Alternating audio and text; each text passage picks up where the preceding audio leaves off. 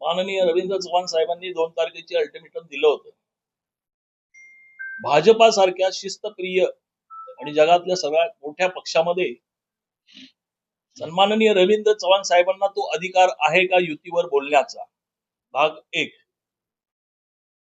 शिवसेना आणि भारतीय जनता पक्ष ही युती नैसर्गिक विचारांवर आधारित युती आहे आणि ही युती सन्माननीय हिंदू हृदय सम्राट वंदनीय बाळासाहेब ठाकरे आणि आदरणीय अटलजी बिहारी वाजपेयी आणि आपले लालकृष्ण अडवाणी अशा या हिंदुत्वाच्या विचारांवर झालेली ही युती आहे, अभेद्य युती आहे.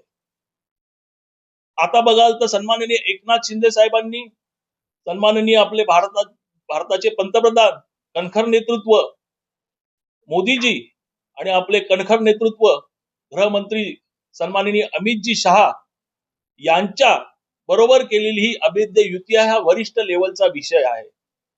या विषयावर बोलण्याची क्षमता ही रवींद्र चव्हाणांची नक्की आहे का? जर असेल तर त्यांनी यावर उत्तर द्यावं, ही अशी आमची शिवसैनिकांची प्राज्वळ भावना आहे.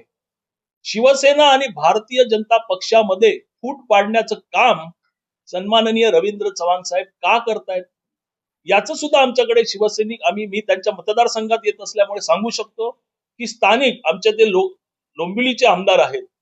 आज तुम्ही बघाल तर मालवण हे त्यांचं मूळ गाव आहे आणि डोंबिवली हा त्यांचा मतदारसंघ आहे. आज दोन्हीकडे ते आग लावायचं काम का करतायत बरं? आज डोंबिवलीत सुद्धा न सांगता वरिष्ठ पातळीवर ठरलं असताना की एकमेकांचे कार्यकर्ते फोडायचे नाही, पण जाणीवपूर्वक शिवसेनेचे जे उमेदवार की शिवसेना सगळ्यांना न्याय देऊ शकत नाही येणाऱ्या निवडणुकीत, मग असे 2 नंबरचे दुसऱ्या फळीतले आमचे उमेदवार पळवायचे, विविध आमिष दाखवायची, पैशांचं आमिष दाखवायचं, MNC देतो तुम्हाला, महापौर देतो, असे असंख्य मग नावं अनेक घेता येतील. दीपेश म्हात्रे आहेत, आमचे वामन म्हात्रे यांचे चिरंजीव अनमोल म्हात्रे आहेत, आमचे महेश पाटील आहेत, त्यांची भगिनी आहे, विचारे आहेत, अशी अनेक नावं आम्ही घेऊ शकतो.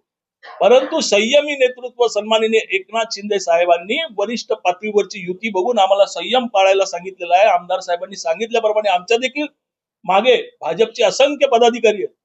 रवींद्र चव्हाण हे फक्त शिवसेनेची आणि इतर पक्षातली मुलं पळवत नाहीयेत, हे काम सुद्धा पळवतायत, हे गेल्या आठवड्यापासून दिसून येते. सन्माननीय खासदार डॉक्टर श्रीकांत शिंदे साहेबांच्या माध्यमातून आणि महाराष्ट्र सरकारच्या माध्यमातून होणारी विविध विकास कामं ही स्वतःच्या नावावर दाखवायची काम गेले 2 आठवड्यापासून, म्हणजे कामाची चोरी करण्याचं काम गेले 2 आठवड्यापासून रवींद्र चव्हाण हे माननीय